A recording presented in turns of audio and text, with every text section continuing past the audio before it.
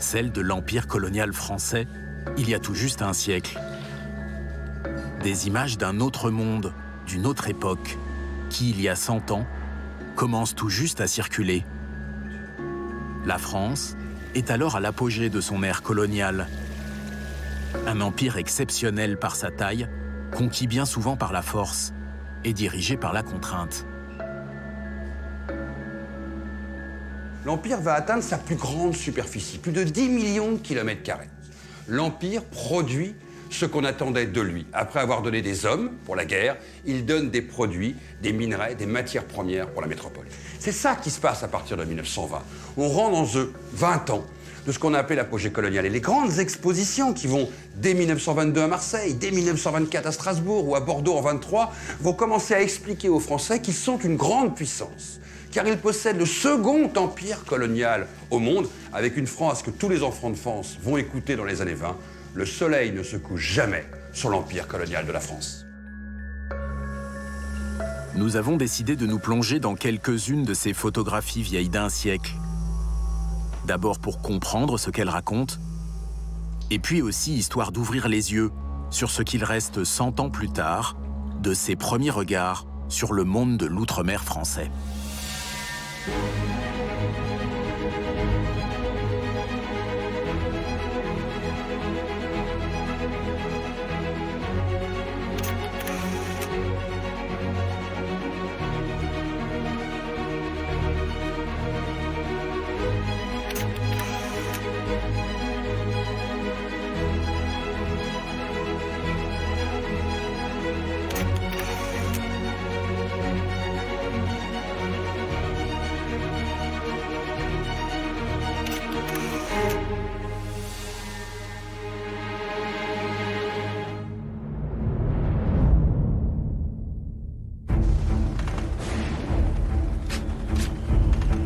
En 1914, le crépuscule s'abat sur la planète entière. La Grande Guerre et ses 10 millions de morts et 20 millions de blessés. Un cataclysme qui va laisser toute l'Europe à genoux. L'un des plus grands traumatismes de l'histoire de la planète, qui ne va pas épargner l'empire colonial français, malgré son isolement géographique. La Première Guerre mondiale est un moment de bascule fondamental pour la France. Il n'y a que 2 pays, en fait, qui ont fait appel à leurs colonies pendant la Première Guerre mondiale. La Grande-Bretagne et la France. Pourquoi? Pour un problème démographique.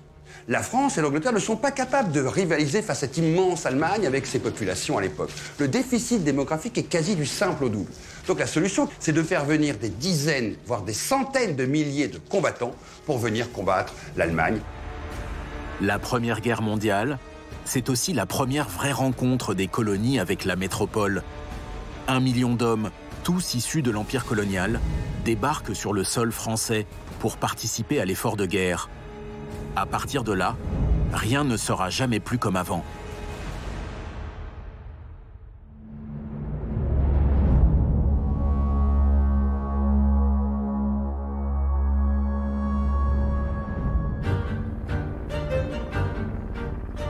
L'après-guerre sonne pour beaucoup comme un nouveau départ.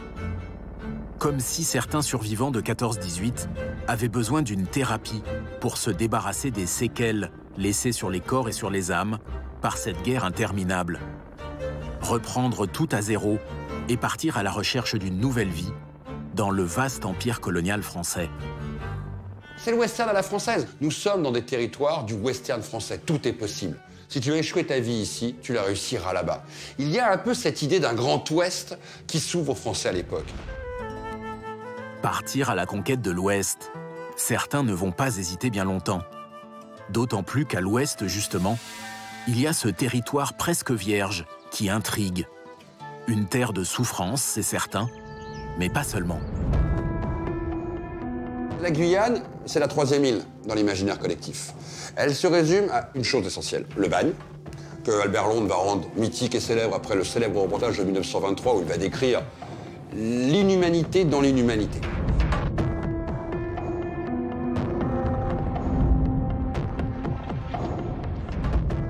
Personne ne veut immigrer en Guyane. On n'a pas envie d'aller en Guyane, sauf pour une raison, l'or. Parce que la Guyane est une terre riche. 10 000 orpailleurs et chercheurs d'or sont présents dans toute la Guyane. On présente à l'époque la Guyane comme une terre qui doit receler des millions de richesses et de potentialités, mais c'est une terre de western. On n'a pas envie d'y être.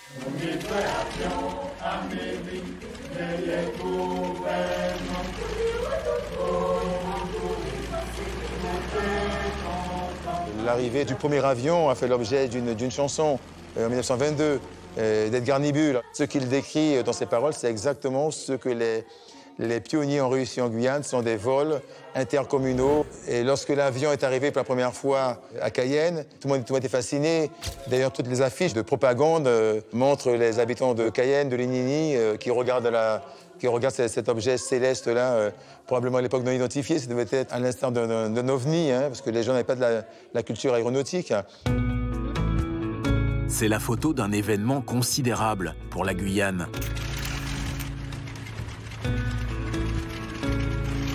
Une véritable révolution qui va marquer à jamais l'histoire de l'aviation. 12 octobre 1919, la foule est rassemblée à Cayenne.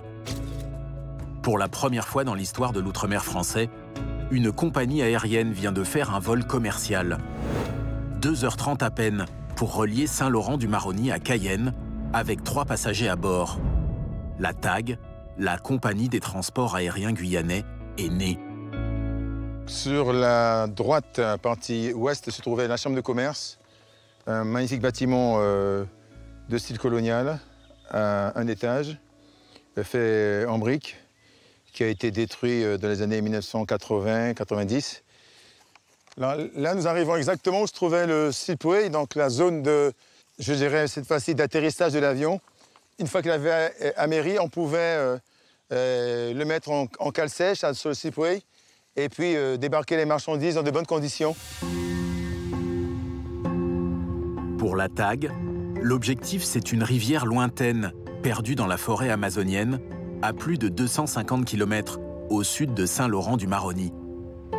Cette rivière, c'est l'Inini, un nom qui attire tous ceux que la fièvre de l'or a contaminés. Nous sommes au sortir de la Première Guerre mondiale, nous sommes en 1919. La Guyane a produit de l'or, pratiquement 10 tonnes d'or durant cette période par année. Et par conséquent, évidemment, les hommes d'affaires sont forcément au courant et ils se disent c'est peut-être l'occasion ou jamais d'investir en Guyane et d'aller capter une partie de la production d'or. Pour atteindre ce but, la TAG achète 6 hydravions, des surplus de la Première Guerre mondiale, amenés par bateau depuis la métropole. Mais pour piloter de tels engins, il faut des as. L'un d'entre eux s'appelle Pierre Réjon. J'ai découvert ce beau noir-là, c'est un beau mec, là. Bel athlète, Réjon. Il était non seulement pilote, mais il était aussi mécanicien de bord. Il fait partie des 5 seuls pilotes noirs de la guerre 14-18 à avoir guerroyé, fait la guerre. Et donc c'est quelqu'un d'extraordinaire. Pour moi, ce sont des héros. Mais le 15 août 1920, l'aventure s'arrête brutalement pour Pierre Réjon. Son appareil se crache dans le fleuve Maroni, le tuant sur le coup. Un coup dur de plus pour la TAG, déjà plombée par de graves problèmes financiers. La toute jeune compagnie sera dissoute quelques mois plus tard, après seulement 3 années d'existence. Je pense que c'est le rendez-vous raté d'une épopée extraordinaire et en même temps, je dirais, un immense gâchis technologique, un immense gâchis culturel. Top 1388, donc on est actuellement à 800 pieds NH, donc 500 pieds sol. Ok, super. Et du coup, on reste sur 250. Je vous rappelle vente arrière main droite 08 pour 257. Bien, faites son roulant. Je vous rappelle dans 3 quarts d'heure pour un nouveau départ. Top 1388, on est à 30 nautiques sur Yakima. Ok, rappel à 40. 100 ans plus tard, rien n'a changé, ou presque. L'avion est toujours indispensable ici, et la Guyane est devenue une sorte de carrefour, au-dessus duquel un grand nombre de vols se croisent. On fait un petit tour de tableau. Lui, il est où? Il a déjà décollé, je l'ai vu en plus. D'accord. Et tu lui as dit de rappeler quand? Au polder. D'accord. Raccoon 36, son prochain appel, c'est quoi? C'est le Nautique. À la tour de contrôle de Cayenne, on va s'occuper de 2 types d'espaces. D'abord, l'espace qui est dans le rond, là, qui s'appelle l'approche, la tour approche. Donc, on va préparer les descentes des avions, les montées. Et ensuite, on a un autre espace où on gère 2 types de contrôle. On va vérifier que tous les avions qui vont sur les petits terrains, les petites stations en Guyane, Maripasoula, Grand-Santi, Saint-Laurent, Saül, on va vérifier que tous les avions sont arrivés à destination. Et ce n'est pas tout. Chaque jour, plus d'une centaine d'avions survolent le territoire français d'Amazonie. On a du trafic qui vient par exemple des États-Unis vers l'Amérique du Sud, des États-Unis vers l'Afrique du Sud, ou encore de l'Europe. Le plus gros flux, c'est de l'Europe vers l'Amérique du Sud. Donc tout ça, c'est du survol. Ce ne sont pas des avions qui vont se poser chez nous. Et on va les croiser, vérifier qu'ils ne se rendent pas les uns dans les autres.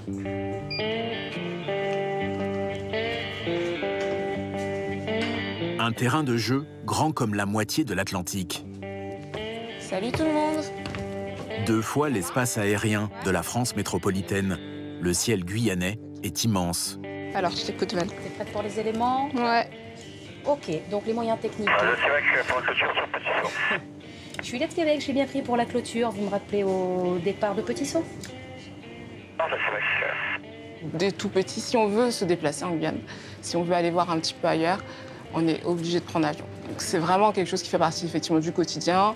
Les gens ils sont habitués à prendre l'avion, voilà, c'est quelque chose de commun. Air France 600, faites route directe kick-off, contactez Cayenne approche 119 décimales 9, au revoir. Air France 600, direct kick-off. Ici, on est quand même une terre, c'est vrai, assez enclavée. Déjà, nous, vivant à Cayenne, c'est compliqué de se déplacer. Et pourtant, voilà, on est tout près de l'aéroport, donc prendre l'avion, c'est assez facile. Mais moi, je pense aussi aux autres Guyanais qui vivent à l'intérieur des terres, quoi. Quand on va vers Maripasoula ou encore plus à Saül, il n'y a pas de route, il n'y a pas de fleuve. L'avion, c'est vraiment le seul et unique moyen de se déplacer, d'avoir aussi un apport en matériel, en nourriture, en tout, quoi. Pour vivre, on a besoin aujourd'hui, en Guyane, d'avoir des avions. Les pionniers avaient vu juste il y a 100 ans. Sans avion, tout serait plus difficile pour la Guyane. Guillaume et Pascal l'ont bien compris. Ils font partie de ces pilotes expérimentés pour qui la Guyane vue du ciel n'a plus aucun secret.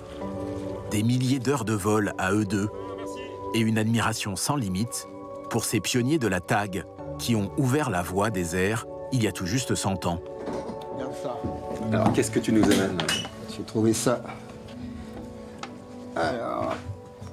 de la ça. Ouais, c'est pas tout jeune.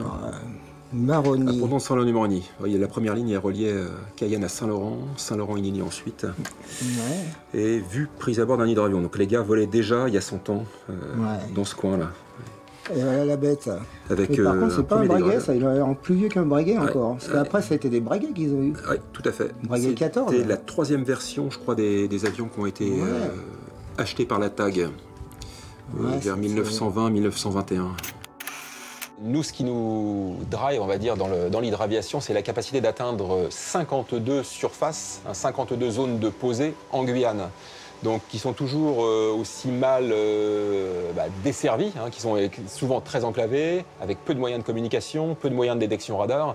Il y a toujours un petit esprit aventurier quand même. Et il y a toujours ce sentiment de liberté, quoi. Quand tu mets la manette des gaz en avant et que tu décolles, c'est beau, des clients en général qu'on fait voler, c'est le waouh tout de suite. Et même nous, au bout de tant d'heures de vol, on est...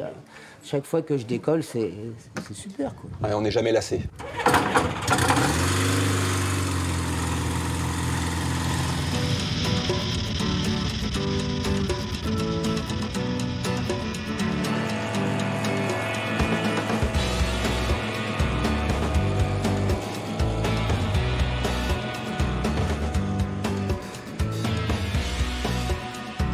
Pascal est pilote instructeur. Sa mission, apprendre aux autres à voler. Prendre les commandes d'un avion pour pouvoir contempler l'Amazonie depuis les airs. il y a une biche là. Ah, j'ai pas vu. Ouais, super. Il y a une biche dans la flotte. C'était quelque chose que je voulais faire. Donc j'avais les moyens de le faire, l'endroit pour le faire, parce qu'il y avait encore de la place, il y avait personne qui faisait ça enfin, à titre professionnel. Puis ça a fonctionné. C'est comme beaucoup de choses en Guyane, à partir du moment où on met de l'énergie, ça fonctionne. Hein.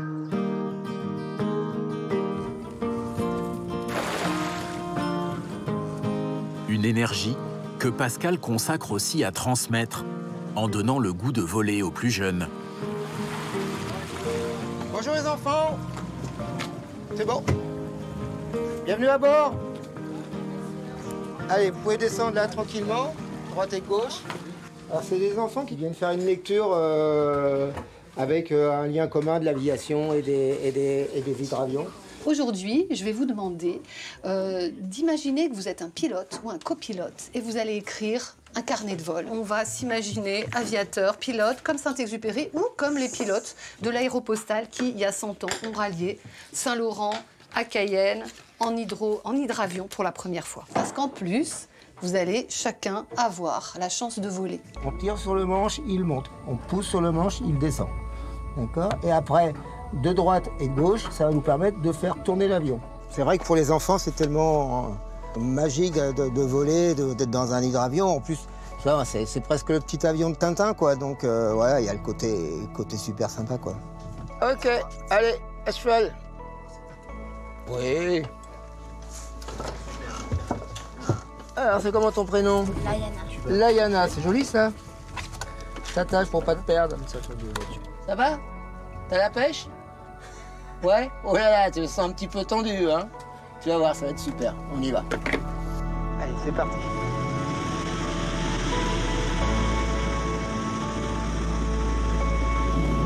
Pour le moment, ça navigue. Tu vas voir. 1, 2, 3. Hop. On vole.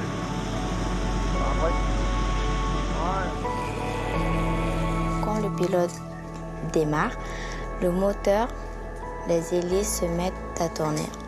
Après, on peut sentir l'air sur le visage. Tu vois, Cayenne, c'est tout là-bas. Tu vois le pont? Ça, c'est le pont du Larigot. Et là-bas, t'as toute la pointe de Cayenne. Moi, jeune pilote Lia, je suis montée dans un hydroavion et ai vu le paysage dans l'air. C'est magnifique. J'aime la grandeur de la forêt et l'horizon au loin, la beauté des villages vus du ciel. Il y a 100 ans, les pionniers de la TAG étaient les premiers à découvrir la Guyane vue du ciel. Un siècle plus tard, ces enfants perpétuent ce rêve. Un rêve de liberté, en somme. Cette même quête qui nous a traversé l'esprit en contemplant ces photographies centenaires.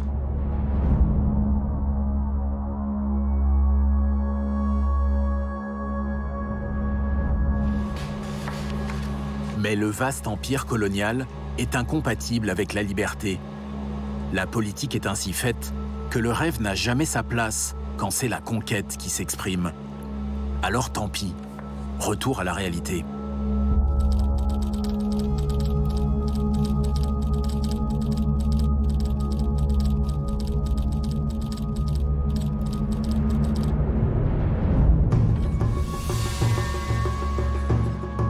En 1870, la France entre dans la Troisième République. Le temps de la conquête coloniale bat son plein, porté par quelques hommes politiques. Jules Ferry, Léon Gambetta. Tous vont se jeter dans une bataille pour construire et structurer la seconde puissance coloniale au monde, juste derrière les Britanniques. Qu'est-ce que vise par là l'État français? Comme tous les empires, l'autonomie économique. Ce qu'on appelait le marché autarcique, c'est-à-dire un marché qui pourrait presque fonctionner sur lui-même. Le rêve idéal de ne pas dépendre des autres. C'est-à-dire je peux exporter mes produits manufacturés vers les colonies, donc ça fonctionne pour l'économie française métropolitaine, et je peux importer de ces territoires coloniaux qui me coûtent donc zéro, plutôt que d'importer des pays limitrophes de la France. Et la logique des économistes, des planificateurs, des technocrates de l'époque, c'est d'imaginer un empire idéal qui aurait pu rendre tout à fait autonome la métropole. La France se lance donc dans une planification méthodique, obsessionnelle même. Dans cette course à l'expansion économique, chaque territoire doit avoir sa propre utilité. Aux Antilles, c'est la canne à sucre qui attise toutes les convoitises. Mais cet or vert est menacé par un séisme qui pourrait bien tout remettre en cause. Peu de gens se sont posé la question de ce qui s'est passé après 1848, par exemple pour les vieilles colonies, Guadeloupe, Martinique, Réunion, avec l'abolition de l'esclavage. Ce qui s'est passé, c'est simple. C'est la fin de l'apport de nouveaux bras pour l'économie de ces îles. J'en faisais oui, mais les anciens esclaves allaient pouvoir travailler. Alors, premièrement, les anciens esclaves sont dans des états de fatigue corporelle incapables de travailler. Et pour les maîtres, ils ne correspondent pas à une main-d'œuvre jeune, productive. On les laisse à l'abandon, pour la plupart d'entre eux. Ils ne vont pas être recyclés dans l'économie coloniale. Donc, on va chercher de nouveaux bras. Aux Antilles, par exemple, ça va faire naître l'engagisme. C'est quelque chose que peu de gens connaissent, qu'en fait, d'aller chercher des travailleurs sous contrat qui peut à peu près se retrouver dans des conditions sanitaires et de travail qui n'étaient pas loin de celles des esclaves et qui en fait payaient leur voyage vers les îles avec un temps de travail obligatoire, 3 ans, 6 ans, 9 ans pour les maîtres qui les avaient fait venir.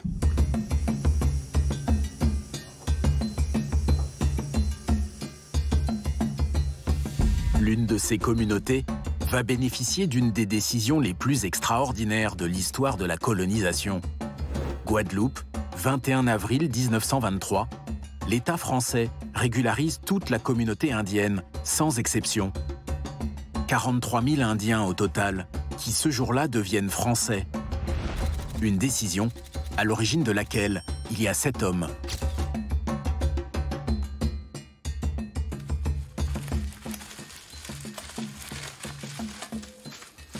Photo d'Henri Sidin-Barham et de sa femme. Photo d'Henri. Là, il doit avoir, dans les années 50, 51, il doit avoir près de 80 ans, à peu près. Henri Sidin-Barham, fils d'immigrés indiens. Ce nom va rester gravé à jamais dans les annales des droits civiques en Guadeloupe et dans tout l'outre-mer français. C'est l'une des plus connues parce que c'est une pose où elle a sa photo en son entier. Les autres sont, on le montre un peu plus âgé, pratiquement vers les dernières années de sa vie. Henri Sidin-Barham consacre une grande partie de sa vie à ce combat à l'issue incertaine. Permettre à sa propre communauté d'accéder enfin à la citoyenneté française, quelques dizaines d'années seulement après avoir émigré en Guadeloupe. Mais le combat de cet humaniste va même bien au-delà. Henri Sidin-Barham, c'était l'un des plus grands défenseurs des droits civiques de l'époque pour les engagés indiens. Alors, il a été homme politique, mais pendant une courte période, 5 ans, 1897, 1900, 1902. Il a été un grand humaniste parce qu'il a été juge de paix après la Deuxième Guerre mondiale jusqu'à sa mort en 1952. Donc, toutes les personnes qui avaient des soucis contre les grands propriétaires terriens, des problèmes avec l'État colonial ou les grandes administrations, venaient le voir. Et donc, durant toute sa vie, il s'est préoccupé des humbles, les personnes les plus démunies, les pauvres. Toute sa vie, il s'est défendu pour les opprimés. Le combat d'une vie, avec à la clé la victoire. Ce grand jour où ils sont tous devenus enfin français, les Indiens de Guadeloupe l'ont attendu près de 70 ans. Depuis que l'Aurélie, le tout premier bateau de migrants indiens, débarque 310 d'entre eux en Guadeloupe. Nous sommes à la veille de Noël 1854. L'Angleterre a proposé quelque part un deal à la France en lui disant « Bon, écoutez, vous arrêtez de faire venir des gens d'Afrique. En contrepartie, je vous donne l'autorisation de recruter des Indiens sur le territoire anglais de l'Inde. » Et l'histoire de l'immigration en Guadeloupe commence effectivement en 1854 avec ce bateau de l'Aurélie. Dans le sillage de l'Aurélie, des dizaines de milliers d'Indiens vont suivre le même chemin pendant toute la deuxième moitié du XIXe siècle. Une gigantesque opération de recrutement de main-d'œuvre agricole indienne qui va s'étaler sur près de 35 années.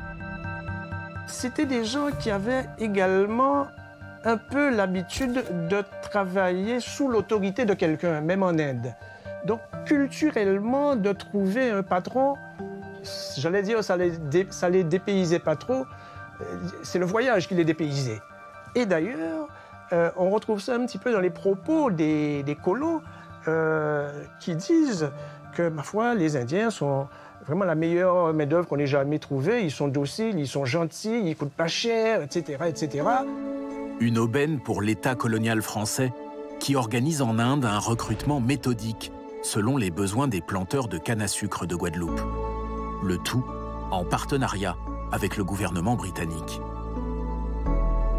Si on employait les mots d'aujourd'hui, on parlerait clairement d'une politique publique, parce que c'était une politique réglementée. Il y avait des arrêtés, des décrets, des lois qui réglementaient tout ça.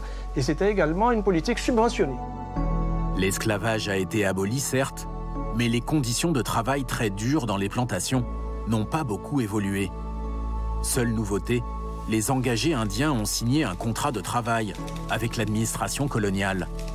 5 ans au total, à l'issue desquels il existe une option de retour.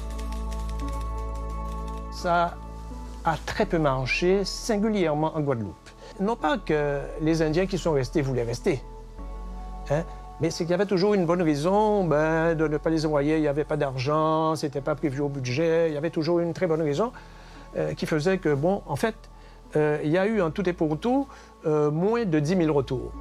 En devenant français, la plupart des Indiens sont donc restés en Guadeloupe. Madame patate là, c'est 1,50, nous mettez à 1 € le kilo. Donc à profiter en l'air, moi. C'est 2 €. Allez, on y va. Les tomates de saison, c'est maintenant 1 € le kilo. Et 6 générations plus tard, leurs descendants sont toujours là. Certains ont même conservé le métier de leurs ancêtres. Good morning. I am fine, my Sherry. Ça fait plus de 30 ans que je suis à Bergevin, depuis que j'avais le permis en 87. Mon père a vu en moi que j'avais le potentiel parce qu'il m'emmenait sur les petits marchés et je voyais comment il exerçait. Et donc, depuis qu'il a arrêté la vente de légumes, il m'a tout laissé parce que j'avais 18 ans, j'avais de l'énergie. Et donc, j'ai gardé cette continuité-là avec mes clients. Et là, maintenant, ça paye. Bonjour. Voilà. Profitez, profitez.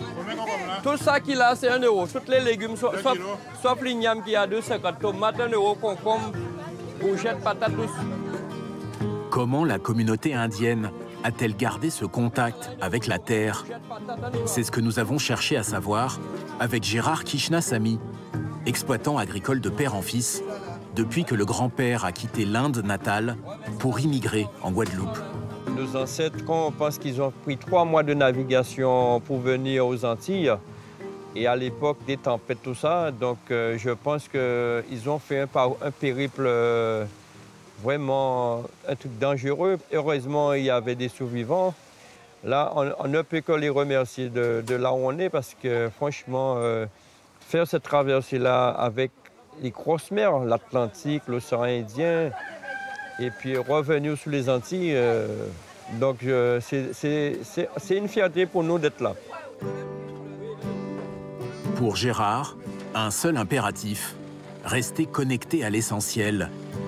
Le travail, la connaissance et surtout l'amour de la terre. Une philosophie de vie que Marcel, le père de Gérard, cultive encore chaque jour dans ses champs à plus de 80 ans. Alors c'est lui le formateur, hein. C'est lui qui nous a tout montré, hein. Depuis le A jusqu'au Z.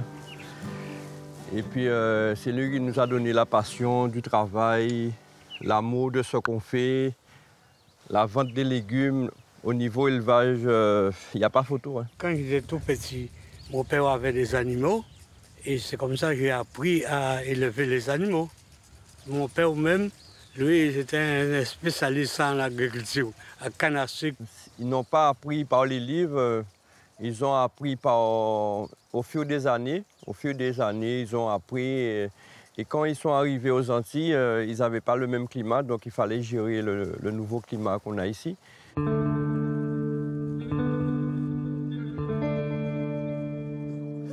Une histoire de transmission, en somme, avec à l'origine de ce savoir-faire quelques agriculteurs arrachés il y a plus de 100 ans de leur campagne indienne. Je ne sais pas si c'est dans notre génétique, je ne le sais pas, mais l'amour qu'on donne à la terre, franchement, de voir comment la mère nourricière nous donne à manger, nous donne tout, parce que sans la terre, on n'aura rien. Quand des fois on fait des labours, on voit comment la terre elle est belle, ça te dit tout de suite l'envie de travailler. Franchement, c'est que du bonheur de travailler dans cette terre-là.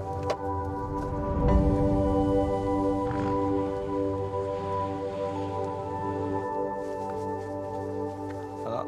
Bienvenue chez les beaux-parents, Monsieur Gérard. Et puis le temps a passé. Les générations se sont succédées en Guadeloupe, participant au passage au métissage de la société guadeloupéenne. La maman de mon père, une indienne. Pure. Et son père, c'est un mulâtre. Parce que le grand-père, enfin le père de mon grand-père, c'était un mulâtre, avec des descendants bretons. On a un vrai métissage dans ma famille à moi. Et ensuite, en épousant Gérard, donc nous avons eu des enfants qui sont aussi métissés, mais je dirais que le métissage est moindre, puisque mes enfants, ils sont typés plus avec les cheveux plats, comme les Indiens. Mais alors, que reste-t-il de cette Inde lointaine, restée quasi inconnue pour la plupart de ces Guadeloupéens descendants d'Indiens? Quelques vagues souvenirs, une part d'imaginaire aussi. Bref, tous les ingrédients nécessaires à la recette d'une intégration réussie. Alors là, c'est un colombo de pilon de poulet.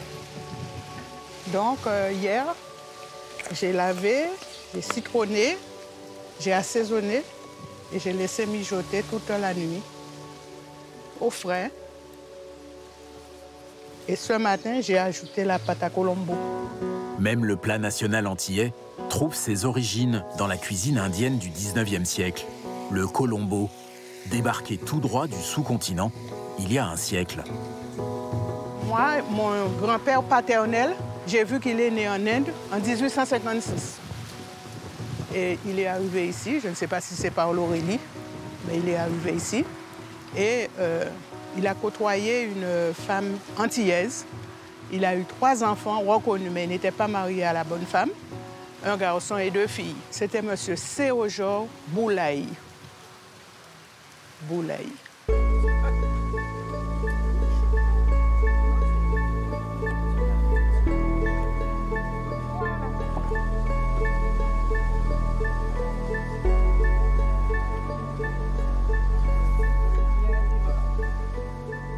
Les Indiens, ils étaient en minorité, ils sont arrivés, ils étaient en minorité en Guadeloupe.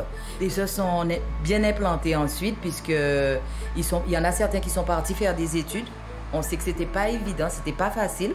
Et en revenant en Guadeloupe, on a vu qu'aujourd'hui, ce sont des hommes qui ont une influence importante, notamment au niveau de l'économie, avec des grands chefs d'entreprise. Si on est là aujourd'hui, c'est grâce à nos ancêtres.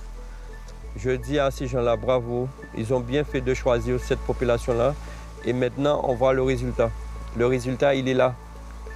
Et il n'y a pas photo. C'est des vrais travailleurs. Qui veut du piment? Et voilà le chemin parcouru par la communauté d'origine indienne. 3 générations pour s'intégrer pleinement et affirmer sa fierté d'être guadeloupéen. Honneur à Henri Sinabarom, au nom de toutes les divinités qui sont venues en Guadeloupe accompagner ces engagés.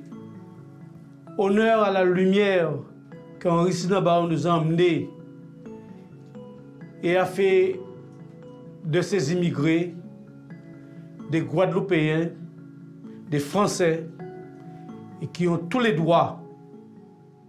Om Shri Guru Charana Saroji Laja Nijamane Mukure Sudar Barano Ragubara Bimala Jaso Jodaya. Nous sommes Guadeloupéens et nous ne sommes pas des Indiens vivant en Guadeloupe. Nous ne sommes pas des Africains vivant en Guadeloupe. Nous ne sommes pas des Européens vivant en Guadeloupe. Nous sommes des Guadeloupéens.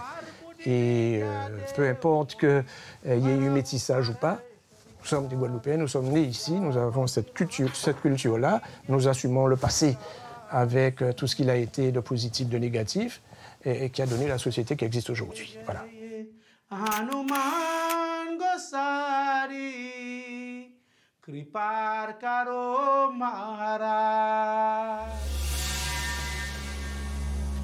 Nous sommes d'ici. Une phrase qui prend tout son sens quand on regarde ces images qui défilent dans la pénombre sur ces clichés centenaires.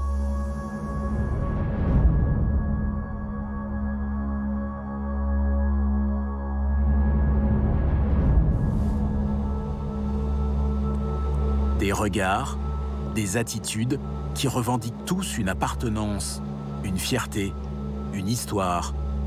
Mais pour la France colonisatrice, il n'y a là que des indigènes. Et le rouleau compresseur de la colonisation va se remettre en marche pour ramener tout le monde dans le droit chemin d'une prétendue civilisation. Dans l'univers colonial, le sport a une place essentielle. Si vous vous rappelez, le sport a été créé par des aristocrates britanniques pour jouer entre aristocrates britanniques et ne se mélanger pas avec les ouvriers. Les aristocrates britanniques et français sont en colonie exactement les mêmes. Le sport est le sport de l'élite. C'est un sport de blanc.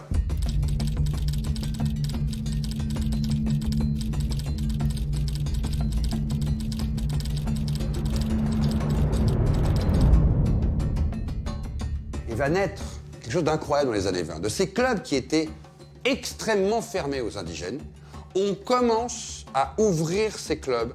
D'abord, il va y même avoir des réglementations qui vont limiter le nombre d'indigènes dans les clubs. Il faut quand même vous en rendre compte. C'est quand même totalement hallucinant. Mais vouloir gagner est des fois plus fort que franchir la color line. Et vous allez voir à travers tout ce temps des années 20 et des années 30 émerger des clubs totalement indigènes, des clubs dits mixtes et encore des clubs blancs. Et donc, un club indigène qui affronte un club blanc, c'est la version réduite sur un terrain de sport de la guerre coloniale. Une véritable révolution, quand on sait que la théorie de l'infériorité des peuples colonisés circule encore largement à l'époque. Mais la brèche est ouverte, et les clubs sportifs vont se multiplier, en particulier en Martinique. Avec enfin une opportunité pour ceux qu'on appelle encore les indigènes, celle de se mesurer à armes égales aux colons blancs et pouvoir enfin les battre.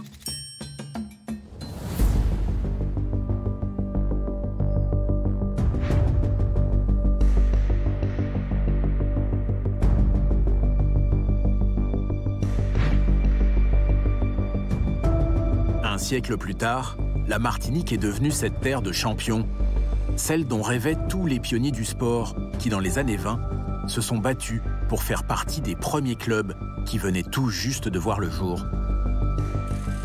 C'est bon? Je pense que ça a été la petite sortie en vélocité, récupération. Un petit peu dur quand même, mais bon, ça va? Ok. Bon là, on va rentrer, mettre les sacs, se doucher. Et puis dans une demi-heure, on est prêt pour aller déjeuner. Ok? Pas de problème. Et puis cet après-midi, un petit coup de sieste après. Et puis on retourne rouler avec junior, senior. Et puis les jeunes vont rester vous reposer. C'est le premier jour de stage avec l'équipe HA Bike Events. Donc c'est un stage à but de cohésion, de sensibilisation aussi pour les gamins, de se retrouver ensemble, de profiter aussi des vacances scolaires pour qu'ils puissent découvrir autre chose. Et puis leur apprendre encore des petites notions du vélo et des perfectionnements. On ne met pas les deux jeunes ensemble, hein. Les deux petits jeunes, on ne les met pas ensemble, hein, les deux. Parce que...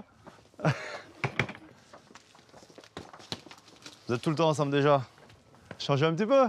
Moi, ce que j'aspire, c'est à ce que tous ils puissent réussir une carrière sportive. Malheureusement, la loi du sport, elle est comme elle est. Donc il y aura peut-être 2 ou 3 qui ne vont pas passer et qui vont passer à travers les mailles du filet.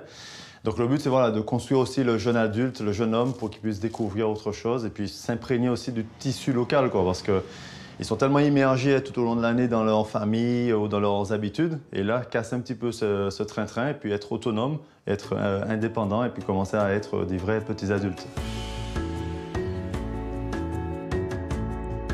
Tous ces jeunes cyclistes sont venus profiter de l'expérience du champion martiniquais Hervé Arcade, avec l'espoir un jour de devenir professionnel. On vient d'arriver, donc là ce sera pas grand chose, là ce sera repos, on va passer la douche. Et cet après-midi on va commencer à travailler. Donc voilà, et puis au fur et à mesure des jours on verra comment ça va se passer, parce qu'il y a aussi les jeunes, donc on va pas tout faire avec eux. Donc il faudra aussi penser à eux, donc voilà. C'est pas forcément des kilomètres qu'on est venu prendre, mais il y a aussi le savoir vivre ensemble, tout ça, la cohésion de groupe, parce qu'il y a certaines personnes que je connais. Maintenant, on ne connaît pas assez, donc voilà, et puis apprendre de nouveaux trucs.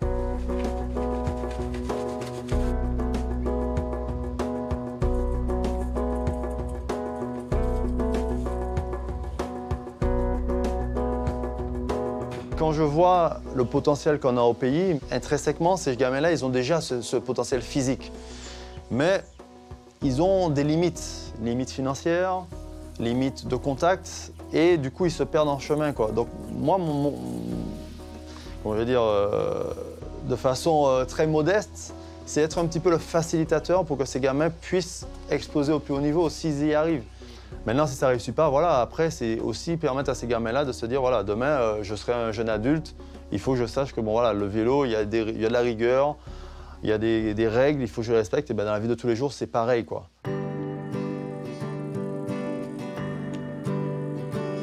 Rouler pour se démarquer. Il y a un siècle, d'autres s'entraînaient pour obtenir la reconnaissance qui leur était refusée.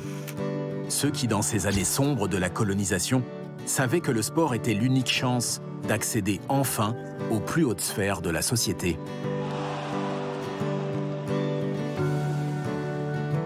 Alors on va faire des relais, les gars, maintenant. On va mettre les mains en bas, casser un petit peu les coudes pour avoir une meilleure pénétration dans l'air, moins de résistance au vent.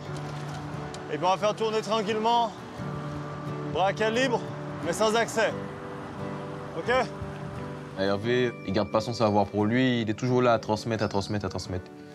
Donc franchement, c'est un chouette type, hein, c'est un chouette entraîneur et c'est un chouette gars aussi dans la vie de tous les jours. Donc franchement, quelqu'un qui est arrivé avec lui, il n'a pas à s'en plaindre. Casse un peu les coudes, Marvin. Voilà. Bon, ça a été ce matin? Ouais, ça va? Cet après-midi, les plus anciens, là. Un stage, c'est ça. Comme je vous ai dit, hein, le but, c'est pas, étant donné qu'on est en pleine période de compétition, c'est pas de vous casser les ailes et puis surtout vous faire de la fatigue, créer de la fatigue. C'est simplement que vous preniez des habitudes pour que quand vous allez grandir et puis changer de catégorie, vous puissiez avoir des automatismes. C'est ça en stage. C'est un peu rébarbatif, mais c'est ça si on veut progresser. C'est je m'entraîne, je mange, je me repose. Je m'entraîne, je mange, je me repose. Les racines culturelles, les racines ethniques, ce sont déjà des athlètes à la base. Et puis après, la population antillo-guyanaise, c'est des amoureux du sport. Et après, quand il y en a qui peuvent pratiquer, je pense que, ethniquement parlant, génétiquement parlant, ben voilà, dès qu'ils arrivent à pratiquer un sport tel qu'il soit, ben ces valeurs ressortent. Et quand ils arrivent à trouver la discipline qui leur correspond, ben à ce moment-là, ils explosent complètement.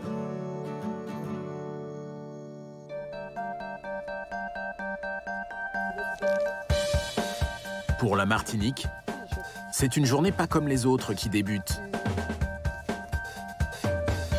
Une marque prestigieuse a décidé d'installer ses couleurs bien loin de chez elle. Voilà, au Toisillet, ici c'est Paris. Oh, applique-toi sur le contrôle. Oui, bien joué ça. Va au but.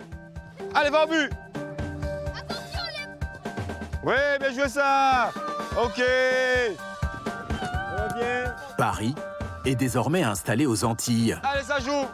Ça joue. Le club de football PSG vient tout juste d'ouvrir son académie en Martinique. Avec une idée en tête, être aux premières loges pour repérer les futurs champions.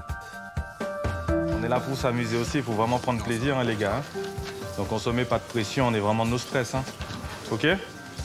Ce que je demande, c'est beaucoup de concentration et surtout d'écouter ce que demandent les coachs. Parce qu'il faut savoir qu'aujourd'hui, avec l'académie, on n'explique pas l'exercice 2 fois. On explique une seule fois. À la tête de l'académie, un ancien joueur professionnel de foot. Allez, on repart au milieu.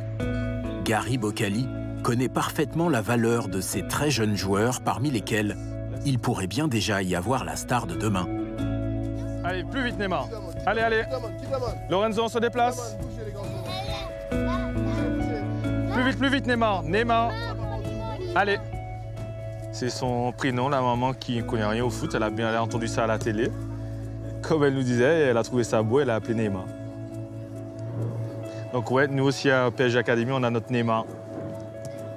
On sait en tout cas que les Antilles, c'est vraiment une terre de champions.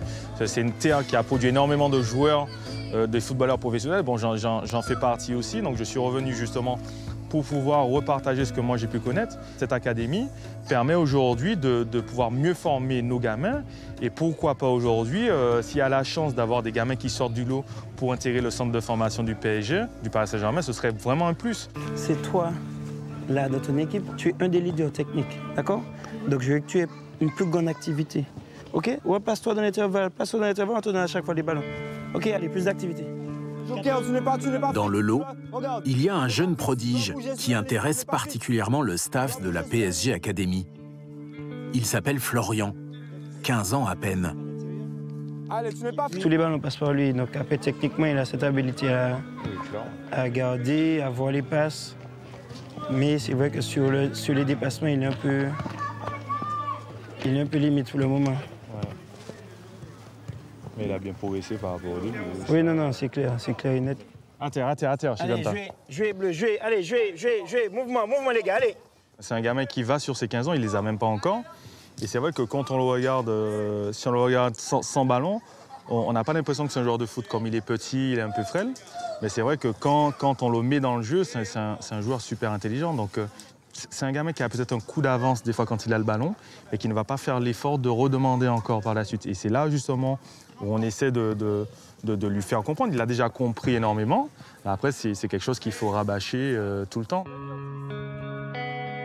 Le but de cette académie aussi, c'est de pouvoir donner la chance aux enfants de rêver. C'est pas parce qu'on est sur une petite île qu'on la voit même pas sur la carte qu'on peut empêcher à tous ces enfants un jour de rêver qu'ils peuvent jouer un jour au Paris Saint-Germain. Le but, c'est de leur donner la chance de pouvoir rêver, de leur donner une certaine formation pour pouvoir y arriver. Parce que rêver, c'est quelque chose, y arriver, c'est autre chose. Gravir les échelons et se faire un nom pour s'offrir une ascension méritée dans la société. Au cours du siècle passé, de nombreux dirigeants politiques vont faire carrière en empruntant d'abord la voie du sport pour se faire une place parmi les élites. Le sport a été le premier espace de revendication politique. C'est pour ça que le sport va tant se développer, parce qu'il va devenir un espace pour fédérer, pour structurer, y compris la vie politique, pour pouvoir aussi accéder aux élites. Parce que quand vous apparteniez à un club de foot, vous rentriez dans une forme organisationnelle dans la société. Vous commenciez à reproduire aussi le modèle blanc. Donc les clubs sportifs vont se démultiplier.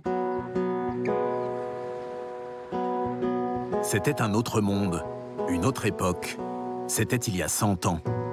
Les hommes avaient imaginé le sport comme un véritable instrument de pouvoir. Mais tout ceci est resté bien loin derrière nous.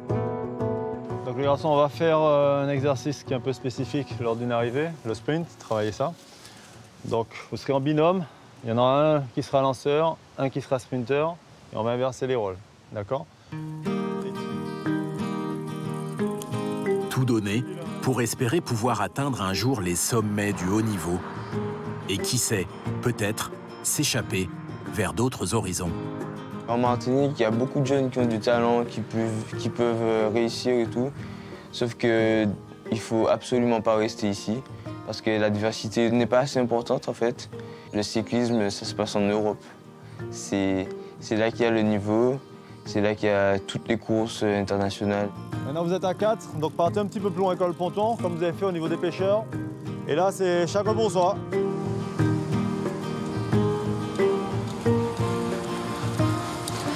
Allez, allez! La colonisation n'avait vu dans le sport qu'un moyen de dominer, d'écraser les populations locales. C'était il y a seulement un siècle. Mais vu d'ici, ça ressemble plutôt à une éternité. Et c'est peut-être bien ce que ces photos provoquent sur nos yeux désormais habitués à l'obscurité. Elles finissent par brouiller la courbe du temps. Comme si tous nos repères, même les plus familiers, s'effaçaient devant ces regards venus du passé. Que peuvent bien refléter chacun de ces instants figés par l'objectif? Une réalité? Une mise en scène? Tout cela semble bien trop beau, bien trop lisse. Toutes ces images sont tous des fantasmes. Elles fabriquent une non-réalité, une sorte d'immense mirage auquel les gens vont croire. Parce que d'abord, vous croyez ce que vous avez envie de croire quand c'est beau, et vous croyez en même temps que ces territoires à fantasmes fonctionnent. Nous sommes encore dans un temps où la morale chrétienne et catholique domine la société française, alors qu'aux colonies, c'est l'inverse. Ce fantasme incroyable traverse la société. On pense que ces femmes nues, lascives, attendent l'homme blanc qui va pouvoir venir conquérir les terres comme il conquiert les corps. Le fantasme absolu de la conquête sexuelle, une utopie érotique qu'un territoire en particulier va subir de plein fouet.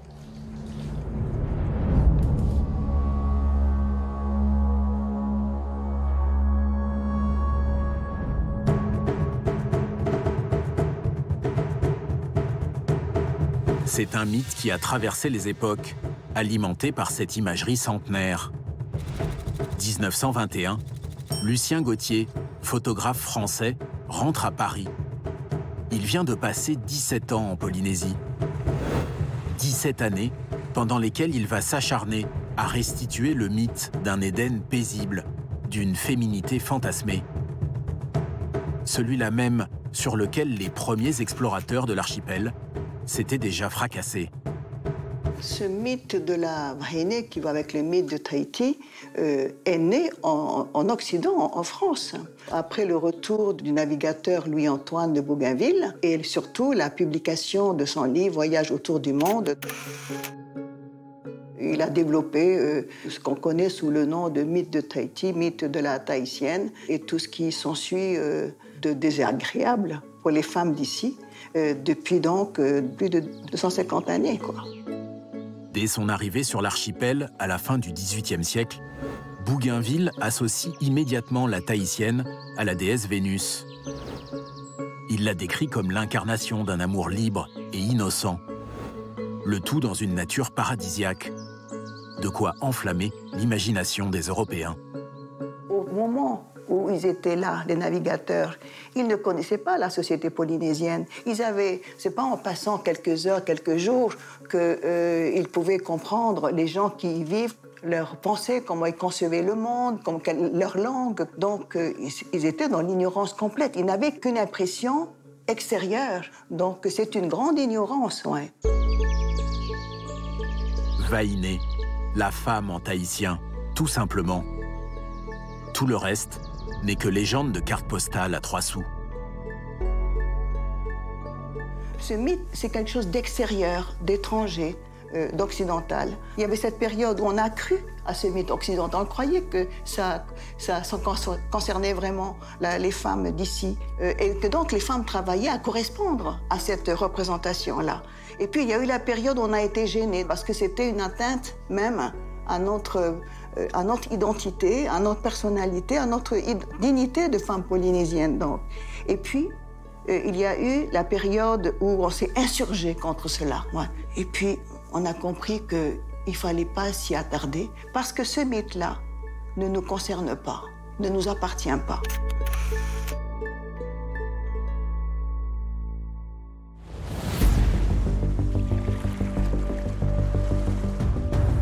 Et pourtant, le mythe est tenace et totalement indissociable aujourd'hui encore du cliché du paradis polynésien.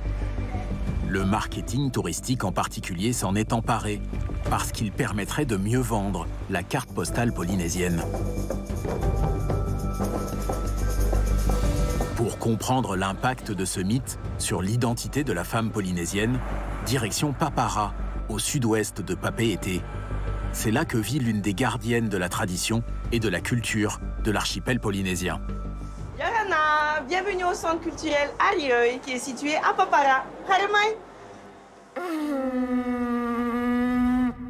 Inatea Colombani est une spécialiste de la culture polynésienne.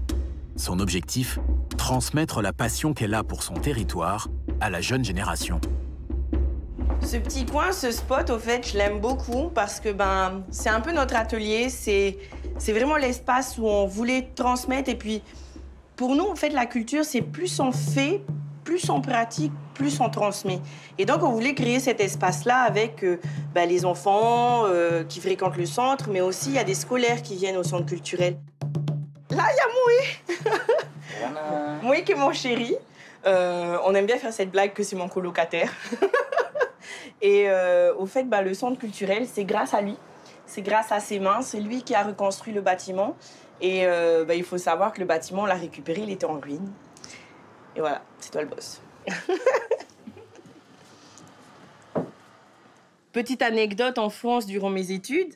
Pendant la pause, au fait, un gars, il vient, il m'aborde et il me dit « Ah, j'ai entendu dire à la présentation, enfin, quand tu t'es présentée, t'es tahitienne. » Puis bon, là, t'as la sauvage qui se met. Comme on dit sauvage chez nous, c'est vraiment étaoué, quoi. Enfin, c'est vraiment... pourquoi tu me parles, quoi?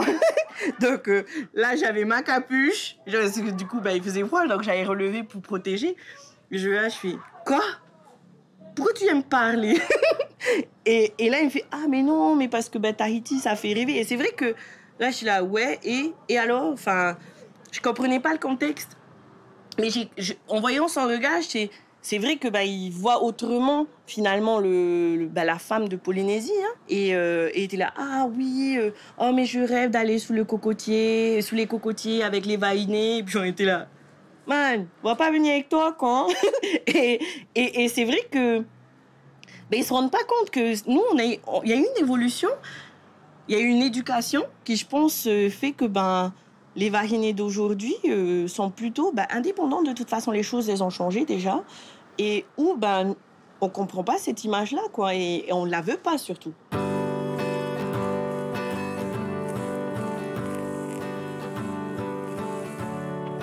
Quand j'étais adolescente, je voyais des cartes postales.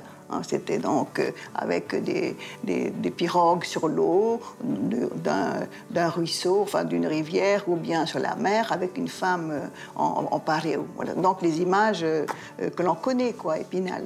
Et bon, je ne me posais pas de questions. J'ai dit, bon, c'est une représentation de la femme, alors peut-être c'est comme ça que nous sommes quelque part, mais pas dans ce que nous vivions, nous, au quotidien. Dans ce qui montre bien que ça ne correspond pas à la réalité. C'est une image surfaite. Voilà. On sent bien que ça vient répondre à l'attente des touristes, des gens extérieurs à la Polynésie. Comment se débarrasser de cette image tenace, celle du fantasme d'une sexualité libre, celle alimentée par un autre mythe, celui du bon sauvage, lui aussi inventé de toutes pièces par les premiers explorateurs, qui voyaient une sorte d'idéal chez ces peuples inconnus qui entretiennent un lien étroit avec la nature. Ça fait 4 ans qu'on vit sans électricité, parce qu'au fait, ça nous coûtait trop cher de faire installer l'électricité jusque là où on habite. Et on a décidé de tester une vie sans électricité. Et puis bon, ça fait 4 ans, je suis pas morte, tout va bien. On a des toilettes sèches. Et au fait, ça nous a permis d'être plus au contact de la nature. Et donc, de comprendre un peu mieux notre impact aussi sur la planète.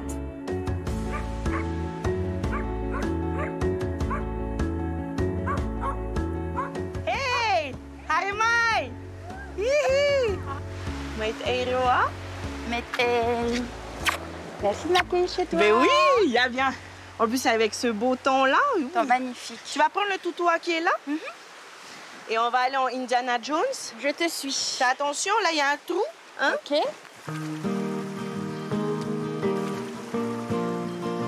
C'est la première fois que tu fais du tapa. C'est la première fois. Donc d'abord, pour commencer, il faudra écorcer le tapa. Donc bien peler, comme une carotte, en fait. Et tu vas jusqu'à la partie blanche. Hein? D'accord. Donc tu appuies fort et tu écorces. Tiens. OK. Tu penses quoi de ce mythe de la vahinée? Parce que on m'a posé quelques questions sur ça. Et toi, c'est quoi ton avis de ça? Je pense que le mythe, ça fait son charme. Ça fait son charme et puis voilà, ça fait parler de nous. Mais voilà, encore une fois, c'est des croyances, mais je pense qu'il faut venir chez nous pour vivre, en fait, et voir... pour rencontrer, quoi. Et pour rencontrer, tout simplement. Moi, j'ai l'impression que cette image, c'est plutôt une image sexuée, finalement, de la femme tahitienne. Mais c'est marrant, quoi, qu'en 2020, il y a encore cette question-là. Quand je suis allée faire mes études en France, j'étais dans le TGV. Donc, il y avait un monsieur là, qui contrôlait, comment ça s'appelle, celui qui check les tickets. Et elle dit, ah, mais vous venez de Tahiti? Il dit, oui, oui. Elle dit, ah, mais vous pouvez me faire une danse? Oui, bien sûr. Ça m'agace. OK, mais sinon, je viens avec... C'est ça. C'est comme ça que vous faites? Non, on leur apporte du soleil, en fait, dans leur grisaille. Enfin, moi, je verrais plus comme ça. Ouais. Mais j'étais là, ben non, mais moi, c'est mon rayon de soleil à moi, que j'ai pas forcément envie de partager là, maintenant, dans un TGV. Là, non. M'exhiber là, comme ça. Non, j'aime ma culture, mais pas... Voilà. Ouais, c'est le côté peut-être exhibition qui nous dérange. Parce que ben, ça fait aussi rappeler un peu les zoos humains, finalement, quoi, où c'était le bon sauvage qu'on rencontrait. Et je pense que ça nous dérange, ça, quoi. Une icône qui dérange, inventée il y a plus de 2 siècles et demi par des navigateurs occidentaux en mal d'exotisme. Comme si ces marins n'avaient pas réussi à ouvrir les yeux sur la richesse de ce territoire. Quelque part, la Polynésie n'amène pas de richesse dans l'imaginaire collectif. Ces richesses, ce sont ces populations, mais ces populations ne sont pas des populations utiles à la métropole. D'abord, ce sont des îles très lointaines, dont on sait très peu de choses. Certes, ça nous fait penser au paradis perdu à la Gauguin, ça nous fait penser à des mondes d'altérité très lointaines, mais ils ne rentrent pas dans une logique à caractère économique. La logique économique, celle qui a traversé les époques sans prendre une seule ride, celle qui commence tout juste à se mettre en place dans le début de ce XXe siècle, qui sera celui de la mondialisation des échanges, celle qui va provoquer dans certains territoires de l'outre-mer français une crise sans précédent.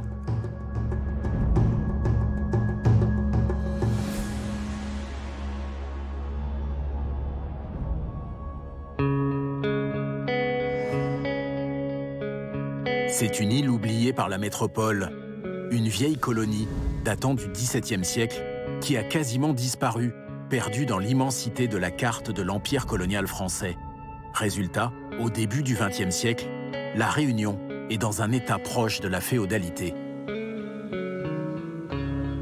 Pour la Réunion, la Première Guerre mondiale a été d'abord une demande d'hommes incroyable. 14 000 hommes sont partis au front. C'est énorme pour la petite île. Ça bouleverse totalement l'économie de l'île. Il y a une crise économique qui est liée au souci de l'économie sucrière. Il y a 8 cyclones qui ravagent l'île entre les années 1860 et 1880. Il y a un paludisme endémique, donc la population en fait vit très mal et très pauvre. Et ce n'est pas tout. Printemps 1919, la Réunion s'apprête à vivre une catastrophe sanitaire sans précédent. 3 mois de cauchemar absolu. L'épidémie de grippe espagnole, ramenée par les soldats de retour du front, frappe l'île. Un véritable cataclysme et une gigantesque panique dont la brutalité se résume en une seule photo.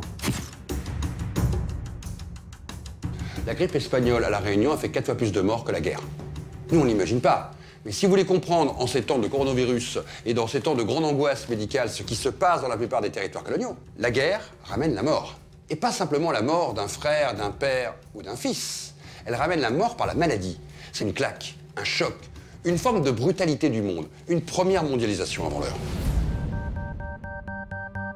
D'autant plus que la Réunion souffre déjà énormément de sa situation géographique. À quelques centaines de kilomètres seulement à l'ouest des côtes réunionnaises, il y a cette gigantesque concurrente qui va l'écraser de tout son poids. Madagascar, conquise par les Français à la fin du XIXe siècle.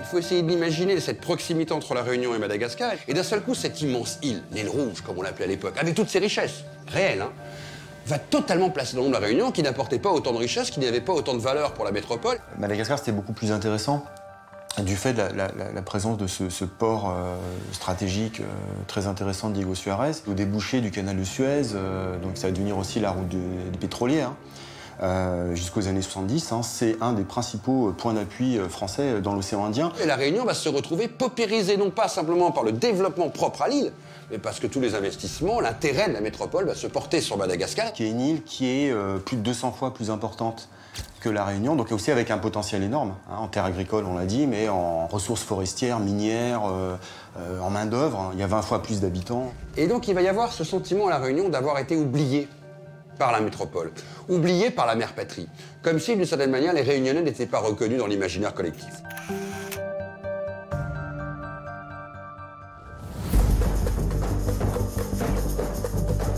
Ce cauchemar vieux d'un siècle n'est plus qu'un lointain souvenir pour les Réunionnais d'aujourd'hui. Un vague souvenir même quand on voit ce qu'est devenue celle que toutes les brochures touristiques ont baptisée l'île intense, La Réunion, qui attire chaque année plus d'un demi-million de visiteurs. C'est une sorte d'ailleurs domestiqué. La Réunion, depuis les années 60-70, il y a un rattrapage, il y a beaucoup d'équipements sanitaires, etc. Et donc le tourisme, c'est quand même à remplacer la canne à sucre. Donc c'est un atout important. C'est un lieu qui ne repousse plus ses habitants. Le fait de revenir, voire de se réinstaller dans leur île, ça montre bien effectivement qu'on y est attaché, qu'on ne la fuit plus, ce qui pouvait être le cas dans le passé pour un certain nombre d'entre eux. Aurélie est née à La Réunion et a dû la quitter un jour, par obligation. Elle a passé 4 années en métropole, loin de chez elle, le temps de faire ses études. Et puis un jour, elle a décidé de rentrer à la maison, malgré toutes les difficultés qui l'attendaient. Pour trouver du travail à La Réunion, être créole, c'est pas forcément un avantage. Je dirais que ça dépend des branches. On a l'impression quand même qu'au jour d'aujourd'hui, on favorise les gens venant de l'extérieur, de métropole ou de l'étranger. Donc c'est pas facile tous les jours. Il y a beaucoup de métropolitains qui viennent à La Réunion par rapport aux conditions de vie, le soleil toute l'année, une indexation des salaires, vivre sous les tropiques, ça n'a pas de prix. Je pense qu'il y a beaucoup de personnes qui viennent. Une île qui attire bien plus que les autres. Les chiffres le prouvent. En 40 ans, la population de La Réunion a doublé et l'île est devenue le territoire le plus peuplé de l'outre-mer français. Rappelez-moi votre nom. Aurélie est diététicienne. Elle a choisi d'aider ceux qui sont touchés par une maladie à adapter leur alimentation pour pouvoir vivre mieux. Une façon de se tourner vers les autres, ceux qui sont nés ici, comme elle. Qu'est-ce que vous connaissez un petit peu de ce diabète, du coup, au jour d'aujourd'hui? Pas grand-chose. La définition du diabète, c'est trop de sucre dans le sang. Voilà, c'est ça. Donc c'est hyperglycémie, on appelle ça. Partir en métropole à ce moment-là, c'était, oui, quelque part une obligation, parce que si j'avais envie de faire mes études, elles n'existaient pas à La Réunion. Donc il fallait que je parte. Sinon, j'allais peut-être pointer au chômage ou devoir me réorienter sur une autre formation qui peut-être me plairait pas ici.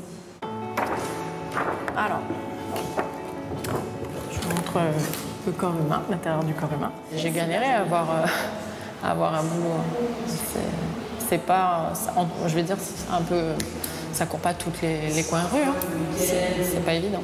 Je pense qu'aujourd'hui, j'aurais dû avoir un poste plus important, oui, forcément. J'ai 2 diplômes, donc au jour d'aujourd'hui, je suis pas encore arrivée au niveau de mon diplôme, on va dire.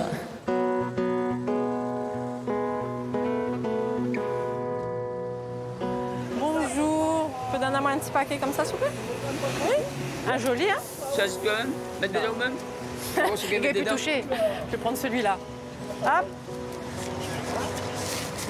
C'est bon? Merci. Bonne journée. Dans les choses importantes pour moi à revenir à La Réunion, c'était aussi cette diversité culturelle, cette diversité couleur de peau, de religion, de culture. Tout le monde est mélangé, tout le monde est ensemble, sans différence. Et il n'y a pas ce jugement. Il n'y a aucune religion meilleure que l'autre. On peut avoir une église à côté d'un temple chinois ou d'un temple musulman, peu importe. On est vraiment tous ensemble et il y a cette tolérance. C'est vraiment un exemple, je pense, quasiment unique dans le monde de vivre ensemble.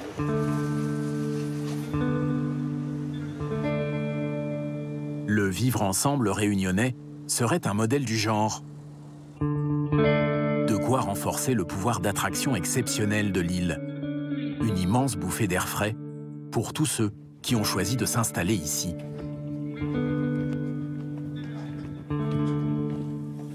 Hop, regarde, tu prends? Avant, on prenait ces petites fleurs, telles qu'à la paire. On faisait des colliers avec, ou des bracelets. Pourquoi je suis revenue ici à la Plaine des Caves, c'est vraiment, déjà, c'est nos racines, en fait. Je sais pas comment expliquer ça, c'est tellement fort, c'est le folklore, c'est le paysage. Puis puis ce qui nous manque aussi, c'était la famille, hein, faut pas se le cacher, hein, la famille.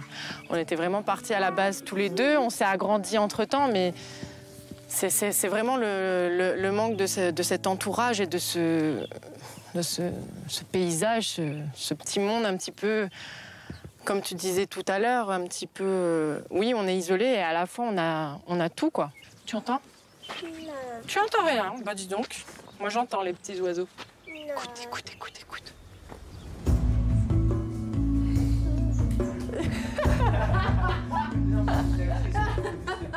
Là, on est à Paris. Là, c'est le premier Noël de Raphaël. Là, c'est le ski. Ça, on a l'impression que c'était loin. Ça fait loin. C'est une autre vie, ouais. Je sais pas. C'est cool aussi, oui, parce que c'était une autre histoire. C'est pas la même. Ça, on a l'impression que vraiment que c'était. Est-ce que j'ai envie encore de faire du ski? Oui, on aura l'occasion, j'espère, de refaire du ski. Où là, par exemple, on testait, on touchait, on expérimentait le froid, la neige, les boules de neige. Voilà là. Oui, papa, il faisait des bêtises. S'amuser. On joue? Oui. Papa. Le manque a commencé à vraiment être vraiment fort. C'est quand on a commencé à fêter les anniversaires de Raphaël. Donc là, on avait une photo où on appelait sur l'ordinateur notre famille par Skype. Ici, on peut voir. Voilà. Et on lui faisait souffler ses bougies devant papy, mamie pour qu'ils participent un peu malgré tout, malgré la distance finalement. Et même si c'était bien, ça nous rappelle qu'on était quand même un peu seuls en fait. Ça sera sûrement le cas aussi pour nos enfants. À un moment donné, ils me disaient « Maman, j'ai envie de devenir astronaute ». C'était ça le dernier métier. Je pense que astronaute à La Réunion, c'est un peu compliqué. Donc, à ce moment-là, moi, je me prépare déjà dans ma petite tête qu'il va falloir que je lui fasse ses valises. Hein, et qu'un jour, il partira. Et voilà la fin de l'histoire. Un voyage dans l'espace, en forme de rêve d'enfant, pour clore notre rêve à nous. Celui d'un voyage dans le temps. Celui qui nous poursuit au fur et à mesure que ces clichés se sont révélés sous nos yeux. L'envie de voir cet autre monde, complexe, torturé. Faire machine arrière d'un petit siècle seulement pour entendre enfin le son de ces voix surgies du passé nous conter leur histoire, leurs angoisses, leurs espoirs, leurs doutes. De l'épopée des pionniers du ciel guyanais à la victoire de la communauté indienne de Guadeloupe, du mythe de la beauté polynésienne à la descente aux enfers réunionnaise, sans oublier les origines de la terre de champions martiniquaise.